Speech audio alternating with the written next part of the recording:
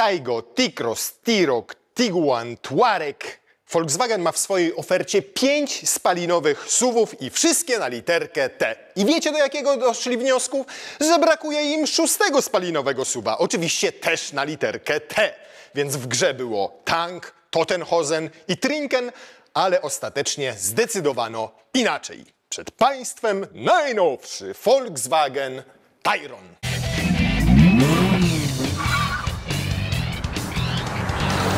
Taigo i T-Cross to crossovery segmentu B. T-Roc to taki Golf na sterydach, więc już mówimy o segmencie C, kompaktowym. Potem mamy Tiguana, Tiguan to segment D, a Touareg, tak, zgadliście, to segment E. Więc można by pomyśleć, że Tayron idzie jeszcze dalej i mówimy tutaj, nie wiem, o segmencie F, czyli konkurencie na przykład dla... Może nie konkurencie, alternatywie dla BMW X7 albo Mercedesa GLS. Ale nie, absolutnie nie. Oni postanowili go wcisnąć w lukę pomiędzy Tiguanem a Touaregiem. I zastanawiacie się, przecież tam nie było żadnej luki. Ano była, bo okazuje się, że Volkswagen przyporządkowuje do konkretnych segmentów swoje modele na podstawie rozstawu osi. I tak jak Taigo i T-Cross mają 255 cm, to już na przykład T-Roc ma 259 cm, a Tiguan ma 268 cm rozstawu osi. Co oznacza, że te różnice między tymi segmentami wynoszą od kilku do maksymalnie 9 cm. Po czym nagle pomiędzy Tiguanem a Touaregiem mamy aż 22 cm różnicy w rozstawie osi. I dokładnie, i to naprawdę bardzo dokładnie pomiędzy Tiguana a Touarega wciśnięto Tayrona. Jednocześnie Tayron jest o niespełna centymetr szerszy, gdzieś tutaj z tyłu podejrzewam od Tiguana i 2 cm od niego wyższy. No i to wszystko, te kalkulacje, te wyliczenia, te centymetry wyłącznie po to, żebyście doszli do wniosku, przecież to jest Tiguan Allspace poprzedni, czyli wydłużony Tiguan, więcej Tiguana w Tiguanie. I tak i nie, ponieważ Niemcy doszli do wniosku, że to auto różni się nie tylko rozmiarami od Tiguana, ale paroma innymi szczegółami, w związku z czym nadadzą mu nową nazwę. Innymi słowy, to nie jest tylko Tiguan z doczepionym bagażnikiem. I jak spojrzycie na jego sylwetkę, to rzeczywiście możecie dojść do takiego wniosku, ponieważ w Tiguanie ewidentnie widać było, że to auto ma doczepiony plecak, wydłużone, miało kiepskie proporcje. W przypadku tego samochodu, Tayrona, te proporcje są już zupełnie inne. To, co też podkreśla Volkswagen, to to, że to auto w przeciwieństwie do Tiguana Allspace, chciałem powiedzieć Old Spice. Nie, w przeciwieństwie do Tiguana Allspace nie jest produkowane w Meksyku, tylko w Wolfsburgu. Zostało zaprojektowane w Niemczech i produkowane jest w Niemczech. Od Tiguana różni się też detalami, na przykład innym przednim zderzakiem. W naszym przypadku, w wersji Elegance, ten zderzak jeszcze wyróżniają takie srebrzone tutaj te eleczki, a oni nazywają to kijem hokejowym w nomenklaturze Volkswagena na wewnętrzny użytek. W wersji podstawowej, czyli Life, to jest czarne, a mamy jeszcze wersję Airline i wtedy ten zderzak jest jeszcze inny. Tam jest zdecydowanie przewaga czarnego, błyszczącego, wygląda bardziej sportowo. Tak jak powiedziałem, tutaj mamy Elegance i z tym zderzakiem, moim zdaniem, to auto wygląda znacznie lepiej niż Tiguan. Jakby nabrało pewnej lekkości, a przede wszystkim nie jest takie... Nie chciałbym użyć słowa pokraczne, ale ładniejsze, po prostu. Może po prostu ładniejsze. Tak jak wspomnieliśmy, 11 cm większy rozstaw osi, ale 25 cm dłuższa buda w porównaniu z Tiguanem i to zaowocowało nam tym, czyli zdecydowanie większym zwisem tylnym. Jeżeli chodzi tutaj o całą tą powierzchnię boczną, no to jest nawiązaniem po prostu do Tiguana. To w standardzie macie czarne, natomiast w wersji Elegance już jest srebrne, ewentualnie jak dobierzecie pakiet plus do wersji Live, to też macie relingi srebrne. Można sobie dobrać pakiet Black, nawet czarne felgi, wówczas macie taki samochód bardziej w stylu black and white albo black and black, jeżeli jest czarnego poganiał. Reflektory standardowo LED, mogą być też LED+, albo tak jak tutaj mogą być IQ Light HD Matrix. I każdy z nich ma 19 200 drobnych mikrolusterek, razem mają 40 000. Wszystkie te lusterka, mikrolusterka pracują niezależnie, więc teoretycznie jakbyście stanęli nim przed białą ścianą, to moglibyście wyświetlić czarno-biały film. Ale oczywiście takiej opcji nie ma, natomiast teoretycznie byłoby to możliwe. No oczywiście Volkswagen by nie był sobą, gdyby nie podkreślił głośno, wyraźnie, jasno, że w LEDy umie się bawić. Do tego stopnia umie się bawić, że nawet podświetlili logo Volkswagena. Volkswagen, jak wiadomo, to jest prestiż, to jest taka marka, że jak ktoś jedzie przed wami i patrzy w lusterko wsteczne, to musi wiedzieć, że wy się zbliżacie do niego Volkswagenem. On ma i Horyzont, i Volkswagen, i jeszcze motor MZ ma. O, co on ma. Jak dojeżdża do was do tyłu ktoś w Oplu, w Fordzie, w BMW, to musi wiedzieć, tutaj Volkswagen Tayron jedzie. Śmiechy, chichy, ale na przykład te reflektory tutaj, które też nazywają się IQ Light, są zrobione w technologii 3D i faktycznie widać, że to ich wypełnienie jest takie trójwymiarowe. I to, jak świeci, można sobie zmieniać, bo do wyboru są 3 różne sygnatury świetlne. Listwa oczywiście pociągnięta po całym bagażniku, łącząca te dwie lampy ze sobą. Zaskakuje natomiast aerodynamiką, ponieważ CX, jak na tak dużego SUV-a, jest dosyć imponujący, wynosi tylko 0,28, a to m.in. efekt dopracowania tego zderzaka i całej bryły. On, podobnie jak w Tiguanie, ma tutaj takie flapy boczne w zderzakach, to ogranicza zdecydowanie opór powietrza. To powietrze wypada tutaj w tym miejscu i też ma za zadanie zmniejszyć wibracje powstające w całym nadkolu. Same felgi, aż 11 do wyboru, zaczynają się od 17 cali przez 18 cali, aż po 19 standardowe w wersji Airline, a jeżeli to ciągle dla was za mało, to możecie sobie jeszcze domówić za dopłatą 20-calowe, czyli dokładnie takie jak mamy tutaj i tych nawet 20-calowych są chyba 2 albo 3 wzory. Czy tutaj mamy 20? Tak, oczywiście mamy tutaj 20, 235, 45, R20. No i teraz, jak to zazwyczaj w karoserii bywa, powinniśmy pokazać wam tam to, co jest z tyłu, szczególnie, że w przypadku wydłużonego Tiguana, czyli Tayrona, interesuje was najbardziej. Ale sęk w tym, że pojemność i układ tego, co mamy w bagażniku, w dużej mierze zależy od tego, co mamy tutaj pod maską. I o ile we współczesnych czasach producenci bardzo mocno ograniczają gamę silnikową swoich modeli, to tutaj jest zupełnie odwrotnie. Wyobraźcie sobie, że można tutaj wybierać pomiędzy 7 jednostkami napędowymi w Tayronie. A to naprawdę coś. Zaczyna się od podstawowego 1.5 ETSI z technologią Mild Hybrid. On ma 150 koni, jest absolutną podstawą do tego samochodu. Ale potem w ofercie mamy 2 silniki benzynowe 2.0 TSI. Jeden o mocy 204, a drugi aż 265 koni mechanicznych. Każdy z nich jest wtedy połączony z napędem 4Motion na 4 koła. I te silniki spalinowe, co więcej, są pozbawione technologii Mild Hybrid. Więc można. Oprócz tego podstawowego benzynowego Mild Hybrid i oprócz tych 2 spalinowych bez Mild Hybrid, mamy jeszcze w ofercie 2 diesle. Jeden to jest 2.0 TDI o mocy 150 koni, drugi to jest 2.0 TDI o mocy 193 koni. Dokładnie taki mamy w naszym egzemplarzu. Mocniejszy diesel jest też pożeniony w standardzie z napędem 4Motion. A to jeszcze nie koniec, ponieważ oprócz 2 diesli, 2 silników spalinowych bez Mild Hybrid mocnych 2.0 TSI i jednego podstawowego z Mild Hybrid 1.5 ETSI mamy jeszcze do wyboru 2 pluginy.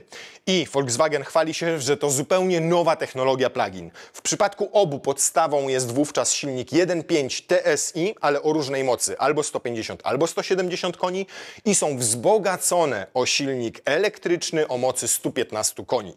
Łączna moc, zależnie od tego, którego pchewa wybierzecie, to albo 230 204 konie mechaniczne albo 272 konie mechaniczne. I mają od 350 do 400 Nm te dwa pluginy. Natomiast najciekawsze w nich jest to, że mają dosyć duży akumulator. Ten akumulator wówczas ląduje w bagażniku i ma prawie 20 kWh pojemności. To zapewniać ma mu zasięg nawet 100 km wyłącznie na prądzie.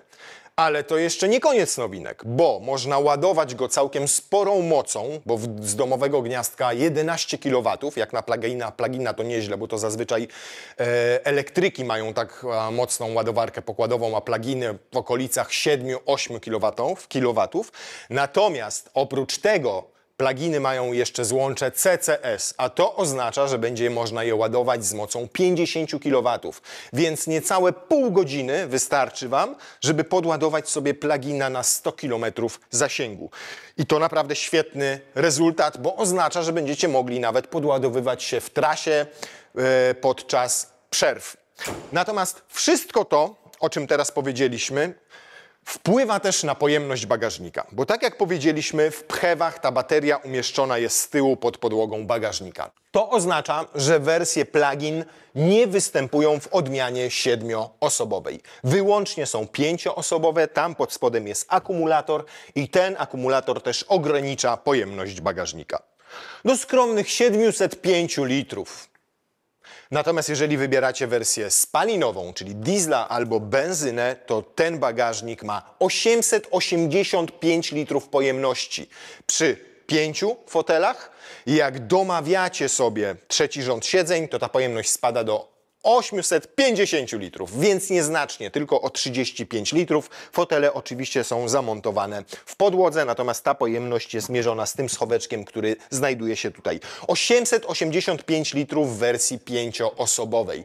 To naprawdę wow, to 200 litrów więcej niż Tiguan, pomimo że podobno na tylnej kanapie jest też więcej miejsca niż w Tiguanie. Czyli 25 cm więcej samochodu i większy o 11 cm rozstaw osi spowodowały, że w Tayronie mamy i więcej miejsca z tyłu na tylnej kanapie, zaraz to sprawdzimy, i większy bagażnik. Na sprawdzenie tej pojemności przy pomocy naszych karoseryjnych walizek przyjdzie jeszcze czas, w momencie kiedy auto będziemy testowali na podjeździe u Bąka, przynajmniej taką mam nadzieję, natomiast teraz możemy pokazać, co on tutaj ma. Ma taką roletkę. O, i fajnie, jak się ją naciśnie, to ona zjeżdża, nie trzeba jej wysuwać, żeby ją złożyć, jak to czasami bywa w niektórych samochodach. Można ją sobie zdemontować, czyli wyjąć, proszę bardzo, i schować tutaj, w schoweczku, który jest bardzo pojemny swoją drogą. I ma jakieś jak to się nazywało, simply clevery tutaj, bujają się. Natomiast wtedy sobie umieszczacie roletkę w tym miejscu. Ten schowek jest naprawdę dosyć spory, więc możecie tutaj sobie trochę gratów wrzucić, nawet plecakiem Wam wejdą, jeżeli nie przewozicie akurat roletki. To sobie wówczas zamykacie. Proszę bardzo.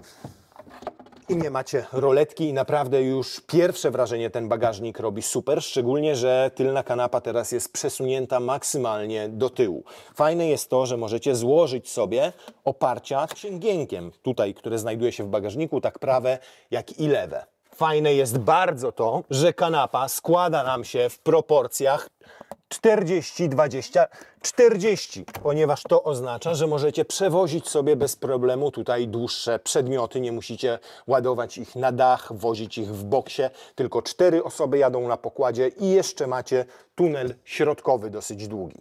Tutaj sprytne haczyki, 1, 2, 3, 4, tu jeszcze jeden jakiś haczyk. To wszystko jest wyłożone tutaj miękkim materiałem, plastik pojawia się tutaj.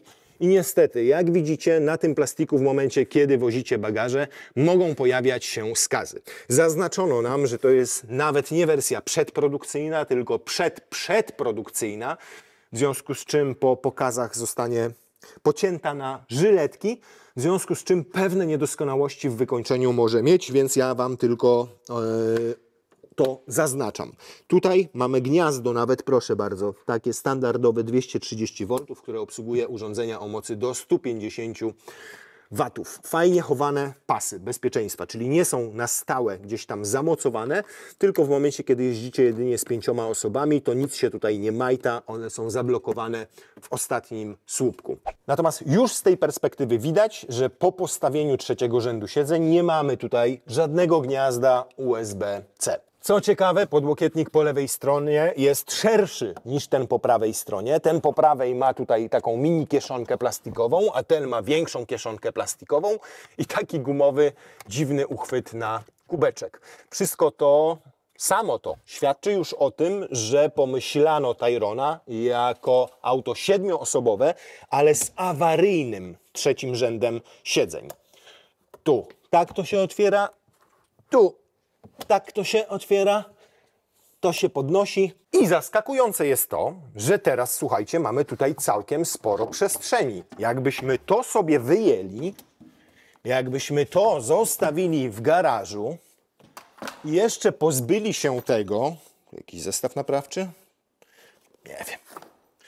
To powiem wam, że i ja pierdzielę. Wydaje mi się, tak na oko, że tutaj wejdą nam pionowo dwie te nasze duże karoseryjne walizki.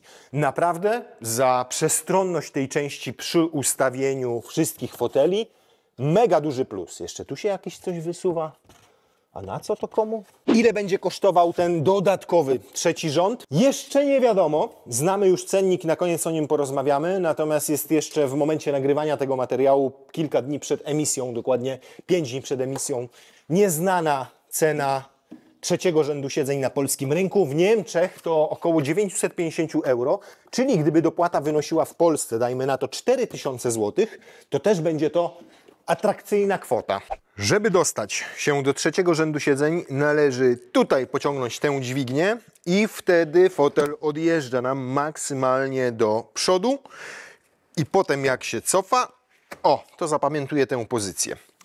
Nie sądzę, żeby tam miał wystarczająco miejsca na nogi, no ale zobaczymy. Tu jak widzicie tego miejsca wówczas jest sporo. Szkoda, że dla dzieciaków na przykład nie przemyślano takiej funkcji, żeby mogły tylko nacisnąć sobie tutaj gdzieś przycisk w tym miejscu i wtedy fotel sam by się składał i przejeżdżał do przodu, tak jak jest choćby w Kia Sorento albo w Hyundaiu Santa Fe. No ale wszystkiego mieć nie można.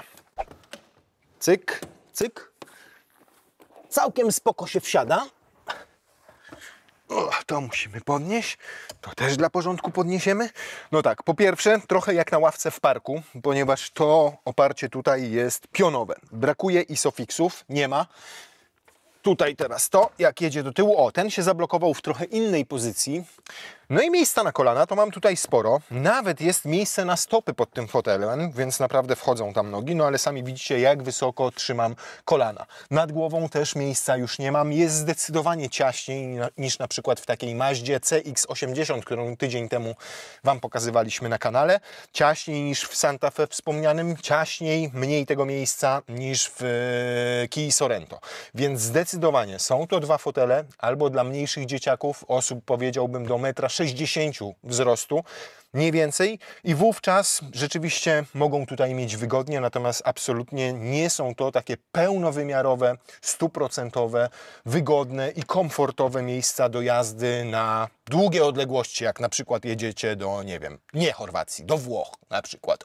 Natomiast na krótszych dystansach, jak jedziecie na przykład do Krynicy Morskiej, z centralnej Polski, no to te dzieciaki tutaj wytrzymają bez problemu kilkugodzinną podróż, bez strat dla psychiki, ani dla zdrowia. Wysiada się naprawdę całkiem nieźle, biorąc pod uwagę gabaryty całego samochodu, a to zasługa tego, że te drzwi szeroko się otwierają i moim zdaniem też wydłużono je względem Tiguana. To tutaj też są te dodatkowe centymetry, nie tylko z tyłu w tej części nadwozia, ale również dłuższe są drzwi. Jak na wersję przedprodukcyjną, to jest petarda.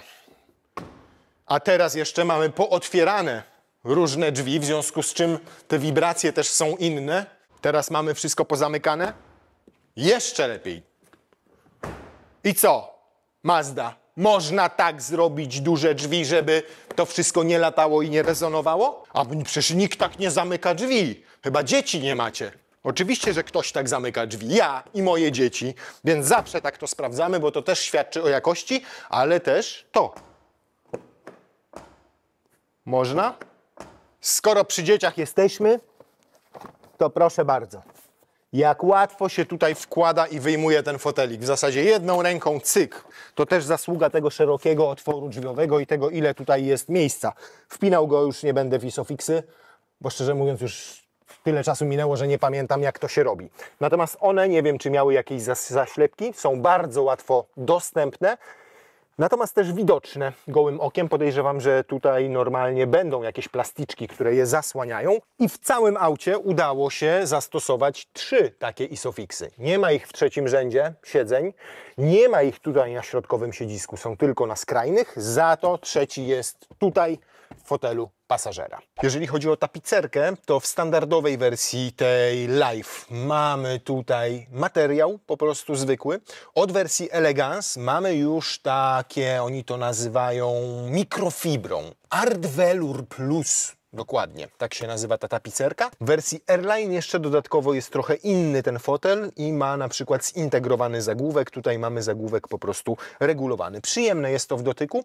Opcjonalnie można mieć prawdziwą skórę na fotelach.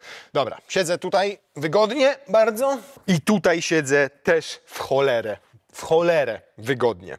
Naprawdę jedno z przestronniejszych aut mierzących poniżej 5 metrów długości, bo dokładnie 479 cm. Mnóstwo miejsca tam na stopy. Zobaczcie, jak głęboko mogę włożyć pod ten fotel i tam sobie jeszcze stepować. Dużo miejsca tutaj na kolana. Maksymalnie oczywiście mam to przesunięte do tyłu. W momencie, kiedy sobie, jeszcze tak, tym cięgienkiem pochylę, to już w ogóle długie podróże są mi kompletnie niestraszne. Jak na auto ze szklanym dachem, które zobaczcie, tutaj ma wybrzuszenie dodatkowe, ponieważ tu są szyny, ponieważ tu się chowa roleta, ponieważ ta część jest otwierana, więc są różne mechanizmy, to nad głową też absolutnie nie ma na co narzekać. Gdybyśmy nie mieli szklanego dachu, to jeszcze 2-3 cm mielibyśmy dodatkowej przestrzeni. Więc jeżeli chodzi o przestronność tutaj tej tylnej kanapy, to jest absolutnie petarda. Dodatkowo bardzo dobrze mam tutaj uda podparte, ponieważ ta kanapa jest dosyć wysoko umieszczona, więc nie trzymam wysoko kolan, tylko są super tutaj położone. Dodatkowo mam wysokie to oparcie, więc ono jest wygodne. W tym miejscu dosyć dobrze mi generalnie trzyma ramiona. Jest naprawdę ekstra. Gorzej oczywiście będzie tutaj, na tym środkowym miejscu, no bo mamy i tunel środkowy, bo wersja spalinowa, przystosowana do napędu 4Motion, więc tu już jest gorzej, chociaż nad głową jest naprawdę sporo miejsca. Gdyby tu jakiś dzieciak usiadł, no to myślę, że kawałek przejedzie. Jak nie trzymam nóg na tym tunelu środkowym, tylko tutaj po bokach, to jest też nieźle. O, zobaczcie, w jakiej pozycji siedzę. Nad głową ciągle mam sporo miejsca. Z rzeczy fajnych, a nawet bardzo fajnych. Trzecia strefa klimatyzacji. Jest za Frigo w standardzie, już w najtańszej podstawowej wersji Life. Tutaj mamy też 2 gniazda USB-C, podgrzewane, skrajne siedziska, kanapy i standardem też w tej wersji Life jest to, czyli roletka. Standardem niestety jest też dużo plastiku w tylnych drzwiach, bo nawet pod szybie tutaj jest nie obite miękkim materiałem, tylko plastikowe. O, i jeszcze tak się rusza i taki dźwięk z siebie wydaje. Podobno ma to zostać poprawione w wersjach produkcyjnych, bo tak jak mówiliśmy, ta jest przedprodukcyjna, ale już w przedprodukcyjnej jest też firana w oknie. To jest piano. Zobaczymy, jak dzieci je potraktują kredkami, śrubokrętem albo nożykiem, jak będzie wyglądało. Natomiast tu plastik, tu plastik, tu plastik, tu plastik, plus duży za wyłożenie wykładziną wewnętrznych kieszeni tutaj, które są duże. Tu wchodzi spora butelka i to jest miękkie na szczęście i to jest również miękkie. I to oczywiście będę to macał, tak jak macałem tydzień temu w Mazdzie CX-80 i pokazywałem Wam, jak się wygniata. No to tutaj też jest cerata. Też jest to miękkie, ale zobaczcie, pod naciskiem palca od razu wraca do swojej formy. A tu się przesuwam, bo jeszcze jedna rzecz, czyli Oprócz tego, że mamy składaną tę część, tak jak pokazywaliśmy kanapy tylnej, to mamy jeszcze tutaj podłokietnik szerokich, w cholerę szeroki jest ten podłokietnik, więc dwie osoby jak jadą, to tutaj mogą śmiało sobie oprzeć łokcie z prawej i z lewej. I oprócz tego, jak pociągniecie, no to możecie tak mieć albo uchwyt na telefon, albo nawet tablet, bo on jest dosyć spory. O, chociaż jak ten telefon jest w obudowie, tak jak mój. O, nie, w ten sposób będzie ok, w porządku. O, to tak to wygląda. Nawet tablecik można tutaj umieścić i sobie oglądać. Oprócz tego dwa uchwyty na kubek.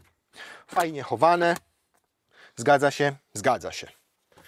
No i jeszcze oprócz tego tutaj macie kieszonki, w które można sobie włożyć telefon albo jakieś duperele i tu dodatkową kieszonkę. To nie jest plastik, to się nie porysuje, to jest sztuczna skóra. Dużo tych przeszyć ma tylko. No ale coś za coś. Wygląda to fajnie. Pytanie, czy na przykład jak tutaj często będą ciężkie przedmioty jeździły, to czy to nam się nie wypcha za bardzo. Wykończenie przednich drzwi jest już znacznie lepsze, bo zobaczcie, tutaj mamy miłe to w dotyku, chociaż niestety to przeszycie pochodzi z wtryskarki. Nie wiem, czy nie wolałbym, żeby było po prostu gładkie, a nie udawało szwy, bo to jest po prostu zrobione na wtryskarce. I to jest na szczęście miękkie, przyjemne i przecież w tym miejscu nikt nie dotyka samochodu. No jak nikt nie dotyka? Tutaj nie trzymacie na przykład łokcia, no więc nic tutaj się nie ugina, zostało porządnie zmontowane. To jest miękkie, tu przeszycia są już prawdziwe, to jest prawdziwa niteczka, tak samo jak to na podłokietniku i wygląda to tutaj naprawdę bardzo, bardzo dobrze. Też kieszeń wyłożona materiałem, też miejsce na dużą 1,5 litrową butelkę bez problemu, tam jest głęboko, więc wszystko się zgadza, wszystko jest pod ręką, nie mamy tutaj haptycznych przycisków, tylko klasyczne do otwierania, zamykania szyb. To oświetlenie LED. W standardzie mamy oświetlenie LED 10-kolorowe, tylko niektórych elementów, natomiast kiedy dopłacimy albo weźmiemy bogatszą wersję od Elegance w górę, to mamy już 30 kolorów do wyboru i między innymi takie wstawki w drzwiach, w których kolory można sobie zmieniać. To robi taki trójwymiarowy efekt i to samo jest tutaj przed pasażerem, o, w tym miejscu. Fotel przedni Ergo Active od wersji Elegance poprzez Airline, czyli tak jak tutaj mamy. Świetne trzymanie na boki, fajnie, że ma wysuwane pod uda podparcie, więc wtedy jest długo. Manualnie u nas nie ma elektryki, można sobie pochylać nieco to siedzisko, więc naprawdę można dobrze te uda sobie tutaj podeprzeć. No i ma też funkcję masażu, czyli kilka różnych masaży, 10 poduszek umieszczonych tutaj w oparciu i to jest dokładnie takie samo rozwiązanie jak w Tuaregu. Więc coś tam nas posmyra. 30 minut, kierowca, masaż, o i czuję jak te poduszki teraz chodzą. 5 po każdej stronie. I proszę, te kolorki wszystkie tutaj, o, możecie sobie zmieniać, albo macie różne programy, Infinity, Eternity, Desire, proszę, taki niebieski, albo możecie sobie indywidualnie nimi sterować, czyli o, taki, tutaj taki, tu śmaki, tu owaki i wówczas zmienia się ten kolorek i tutaj, i na drzwiach, i tutaj jest jeszcze taki LED, i tam gdzieś pod spodem, i tu po całej szerokości deski rozdzielczej. W tej rozbudowanej wersji Ambiente naprawdę jest tego sporo. No skoro już bawimy się ekranem, no to zupełnie nowa jakość, jeżeli chodzi o multimedia w Volkswagenie. W podstawowej wersji dostajecie ten ekran o powierzchni 12,9 cala. Tutaj mamy 15-calowy, czyli ten większy, ale naprawdę to wszystko jest ładnie ułożone. Tutaj można sobie robić skróty, tu można sobie poprzestawiać te klocuszki, wszystko zaprogramować. Jest idealnie wszystko pod ręką, więc jeżeli chodzi, już chwaliliśmy go i w Tiguanie, i w nowym Passacie i naprawdę nie ma tutaj się do czego przyczepić. Oczywiście, jak w każdym systemie, musicie trochę czasu poświęcić na to, żeby się go nauczyć, ale moim zdaniem jest jednym z lepszych systemów multimedialnych, jakie w tym momencie stosuje się w samochodach. Nawet klimatyzacja. Tutaj jej obsługa dotykowa została zdecydowanie poprawiona względem tego, co mieliśmy na przykład w nowym Golfie albo w ID3. Teraz wszyściutko tu jest pod ręką. Jak chcecie wejść w menu bardziej zaawansowane, to też Wam się wyświetla, a podstawowe funkcje są skumulowane w tym miejscu. Czy włączenie ogrzewania na przykład fotela tutaj, czy ustawienie temperatury nie sprawia żadnych problemów. Nareszcie w dodatku jest to podświetlone. Tutaj jest głośność, Ale nie musicie tego używać, zwiększać i zmniejszać sobie poziomu głośności. Tutaj możecie to robić sobie pokrętłem, proszę bardzo. I to pokrętło ślicznie wygląda, to po pierwsze. Jest połączone kolorystycznie z ambientem, jakie macie aktualnie włączone, a jak je naciśniecie, to od razu zmieniacie sobie tryby jazdy.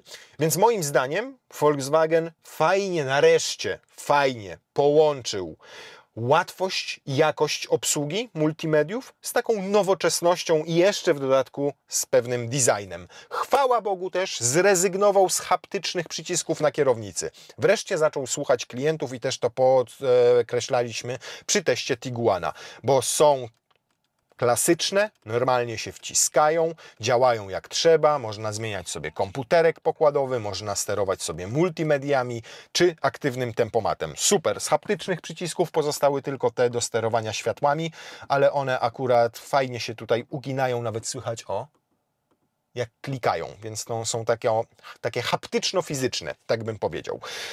Gałka do zmiany przełożeń powędrowała tutaj, w to miejsce, więc wycieraczkami teraz steruje się dźwigienką kierunkowskazów. Tutaj mają taki przełącznik i zaczynają wtedy sobie pracować, a do sterowania tylną wycieraczką jest od góry taki przełącznik, a do spryskiwania no to trzeba tylko wówczas nacisnąć tutaj z boku. Uwaga, test Mazdy. Nie rusza się słupek A. Nie odchodzi nam pod sufitka i nie wydaje z siebie dziwnych dźwięków. To pracuje, wiadomo, ale przynajmniej nie trzeszczy i nie stuka. Ekran w miarę porządnie. Można mieć, niektórzy mogą mieć zastrzeżenia do tego, że on wygląda jak wklejony, jakby ktoś zapomniał, zapomnieliśmy o multimediach i dopiero go wstawiono tutaj. No ale to rzecz gustu. Tutaj miękko i przyjemnie. Takie przeszycie jest tutaj też z wtryskarki, jak na bocznych drzwiach. Tutaj mamy miękko, przyjemnie, fajnie. To drewienko w wersji Elegance. Tak, wydaje taki dźwięk z siebie. Choć udaje je w tym wypadku plastik. I rzeczywiście podkreślono, że w wersji przedprodukcyjnej jest to jeszcze plastik, natomiast i tak te pory widać i czuć. W wersjach już produkcyjnych ma być prawdziwe drewienko i też ma być nieco inny dźwięk tego drewienka, jak w nie zaczniecie stukać. Twardszy plastik jest dopiero tutaj, tak na dobrą sprawę, czyli w miejscu, gdzie już Wam nie przeszkadza. Fajnie, że centralną konsolę obito miękkim materiałem i nie ma rantów, więc siedzi się bardzo wygodnie. Nawet w momencie, kiedy oprzecie tutaj nogę, to nic Was nie uwiera, nie pije i sobie tej nogi nie uszkodzicie. Super praktyczne rozwiązania. Tu jestem pod dużym wrażeniem, bo macie półeczkę, gdzie sobie możecie rzucić graty wygumowaną. Jak podniesiecie, to macie wreszcie podwójną ładowarkę indukcyjną, tylko telefon jest tak położony, że niczego na nim w zasadzie nie widzicie. 2 gniazda USB-C tutaj ukryte, więc możecie sobie też na przykład podłączyć normalnie kabelkiem, wtedy telefon położyć tutaj w tym miejscu. Dalej zobaczcie, jak fajnie to rozwiązano. Podłokietnik, który jest regulowany na wysokość, ale też wysuwany, więc można idealną pozycję dla łokcia tutaj sobie dobrać. Tu w podłokietniku od dołu macie miejsce na kartę, na przykład, nie wiem, parkingową i miejsce na monety, na przykład do wózków w marketach. Wszystko, co jest tutaj w tym podłokietniku, można wyjąć i poprzekładać sobie tak, jak Wam pasuje. Czyli jak wozicie więcej gratów i nie potrzebujecie cup holdera, ponieważ nie pijecie w aucie, żeby się nie ubrudziło, to możecie w ogóle to wrzucić sobie gdzieś do schowka, zostawić w domu i wtedy macie tu dużo przestrzeni. Taką też przegródkę możecie sobie regulować, ponieważ są tutaj 1, 2, 3, 4 mocowania. Ten cup holder można nawet schować tutaj. Tu jest gniazdo zapalniczki. Ten cup holder ma mocowanie, więc on wtedy tam nie będzie latał, nie wyśliźnie się, nie wysunie, nie wypadnie. Bardzo fajnie, organizacyjnie zaplanowane wnętrze. O dużych schowkach w drzwiach już mówiłem. Ten schowek tutaj, no jemu brakuje takiego miękkiego wykończenia, takiego jak jest w tych bocznych drzwiach. Tutaj jest to wszystko plastikowe. Może w wersji produkcyjnej przemyślą i tutaj obiją go jakimś miękkim, przyjemnym materiałem, ale to naprawdę drobny tylko niuansik. Co ciekawe, tutaj już steruje się na przykład roletą właśnie w ten sposób, czyli nie są to fizyczne przyciski, tylko to już są haptyczne przyciski i nawet światełko włącza się haptycznym przyciskiem. Z dodatków możecie tu naprawdę mieć mnóstwo rzeczy, ponieważ wyświetlacz head-up jest w opcjach, ponieważ w opcjach jest system nagłośnienia Harman Kardon, który ma 700 W. W opcjach jest nawet asystent głosowy IDA, który ma wsparcie sztucznej inteligencji, czyli cały czas uczy się komend, jakie wydajecie. Seryjne są za to cyfrowe zegary o niewielkiej powierzchni, bo 10 cali, ale działają, spełniają swoją funkcję, można je sobie programować wedle uznania. Opcjonalnie też możemy mieć tapicerkę z prawdziwej skóry z wentylacją. I teraz to, co pewnie interesuje Was najbardziej, czyli ceny, bo znamy je już. Uzbroiłem się w telefon i w kartkę papieru, na której wszystko mam zapisane, ponieważ jest tu kilka wersji. Normalnie podstawowe to Live, Elegance i Airline, ale jeszcze i Live i Airline mogą być z plusem. Tu mam wypisane wyposażenie. Podpisałem Glade, że nie powiem wcześniej niż w piątek, czyli w momencie, kiedy Wy widzicie ten materiał, to już te ceny są znane, ale jeszcze wczoraj znane nie były. No dobra. Podstawa. Wersja Live, która ma w wyposażeniu 3-strefową klimę, roletki w tylnych drzwiach, reflektory, LED, 10-kolorowe ambiente, ekran multimedialny 12,9 cala, cyfrowe zegary m.in., trzecią strefę klimatyzacji również, kamerę cofania, adaptacyjny tempomat, lane assist m.in. kosztuje 180 290 zł. Jak dopłacicie do plusa skromne 800 zł, to dostajecie za te 800 zł jeszcze lakier metalizowany, felgi Wenecja, ale 17-calowe nadal, przyciemnione szyby, srebrne relingi, LED plus reflektory, bezkluczykowy dostęp i Park Assist Pro za 800 zł. To całkiem nieźle i wówczas cena finalna to 181 090 zł. Tylko podstawowy silnik 1.5 ETSI. Jeszcze występuje on w wersji Elegance i do Elegance'a trzeba już trochę dopłacić, ponieważ 17 000 zł, on kosztuje 198 000 zł, to prawie 200 koła i za te 200 koła dodatkowo macie wykończenie drewienkiem w środku z tymi otwartymi porami, boczne szyby dźwiękoszczelne, o to ważna rzecz, fotele z tapicerki mikrofibry, takie jak tutaj mamy, 30-kolorowe ambiente, czyli już to wszystko świeci w środku, reflektory LED+, programowalne lampy 3D, te z tyłu, czyli mają te 3 różne wizualizacje i takie fotele jak mamy tutaj, czyli Ergo Active z masażem. Nieźle. I to kosztuje prawie 200 000 zł. To wersja 1.5 ETSI, przypominam 150 koni, napęd tylko naprzód. Znana jest też cena już diesla, ale tylko tego mocniejszego. Ceny benzyn 2.0 TSI jeszcze nie są znane, będą znane w grudniu, natomiast ten diesel wspomniany, mocniejszy w wersji Elegance zaczyna się od 232 000 zł, czyli 30 000 więcej niż podstawa, 35 000 więcej, ale też już macie tam, pamiętajcie, nie tylko tu pod maską 193 konie ropą pędzone, ale też napęd 4Motion. Jeszcze jedna rzecz, o której nie powiedziałem przy silnikach. Wszystkie silniki mają skrzynię seryjnie 7-biegową DSG, dwusprzęgłową, ale pluginy mają taką skrzynię, tylko 6-biegową. No i jeszcze jest znana właśnie cena tych pluginów.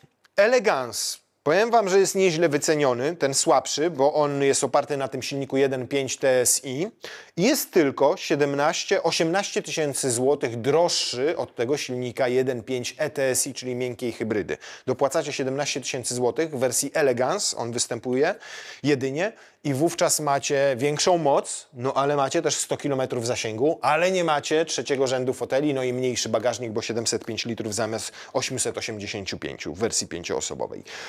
No i topowa odmiana, czyli ten mocniejszy plugin, który występuje już wyłącznie w wersji Airline, 230 000 zł bez paru groszy. A jeżeli dokupicie do niego jeszcze plusika za 1700 zł, czyli wówczas wasza wersja nazywa się Airline Plus, no to macie za 231 500 zł.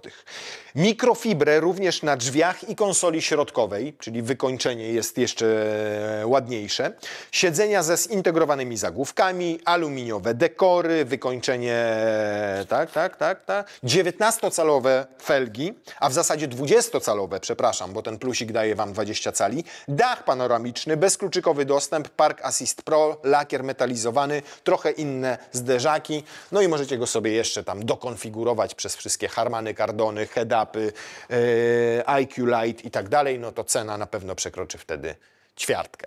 250 000 złotych, czyli ponad 250 za topowego plugina. Cena jest nieznacznie wyższa niż porównywalnego Tiguana, za to dostajecie 25 cm więcej samochodu, no i znacznie większy bagażnik, więcej miejsca na tylnej kanapie.